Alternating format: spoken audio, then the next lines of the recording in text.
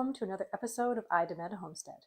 My name is Amanda, and today what we're going to be doing is we're going to be talking about the easiest way to make applesauce.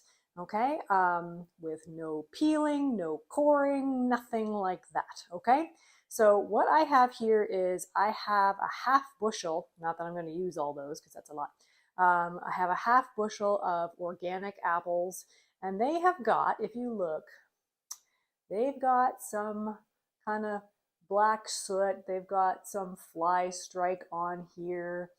They've maybe got some scab, okay? These are organic apples. These are ones that I grew. You know, some people might think that these are no good, but in fact, these are great. I mean, I think they're great for eating too, but they're certainly great for baking and for making applesauce. So the first thing we're gonna do is we're gonna wash our apples, just in case there's any dirt on there.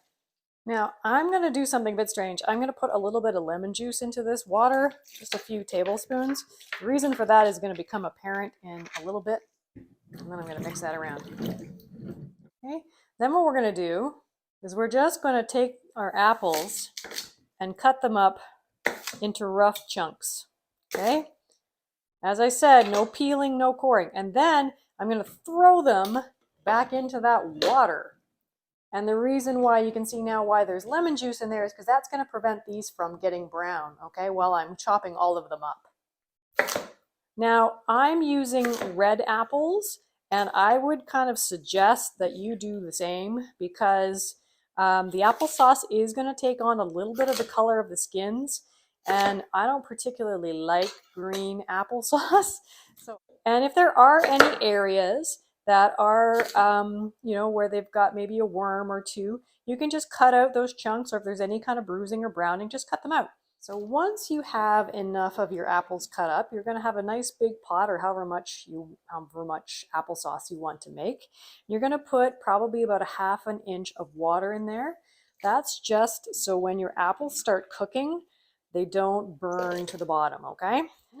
This is one of those recipes where you can make as much or as little as you want. You can choose to can this or not. I'm then going to turn this on to probably about medium heat. And then I'm going to put the lid on and then wait until this comes to the boil. So once this has come to a boil, you can kind of hear it, or when it's been a few minutes, you're just going to, with a long spoon, basically kind of turn them over. What I'm going to do is I'm going to come back about every 5 minutes or so and just kind of do the same thing until they're really, really nice and soft. Okay, so once your apples are nice and soft like this, then you're going to need to use a food mill.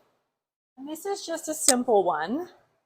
And you're going to put those softened apples in there. If you don't have a food mill, you can do something similar. You can still make applesauce, but you would have to peel and core the apples.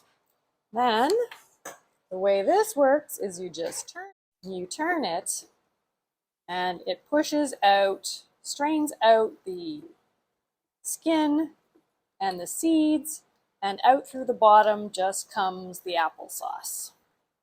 Once you have strained out your applesauce, you can, if you like, you can leave it just as it is. If you want, you can add just a little bit of cinnamon.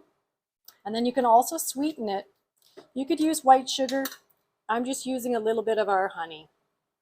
Not too much. Then stir it all in. Start with a little bit of cinnamon and then a little bit of sweetener if you want to use it. And then you can always add more.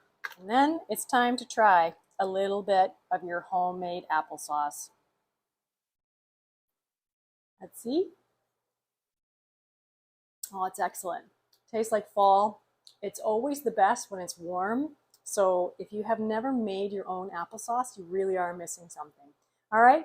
So I hope you tried this recipe. If you do, please let me know.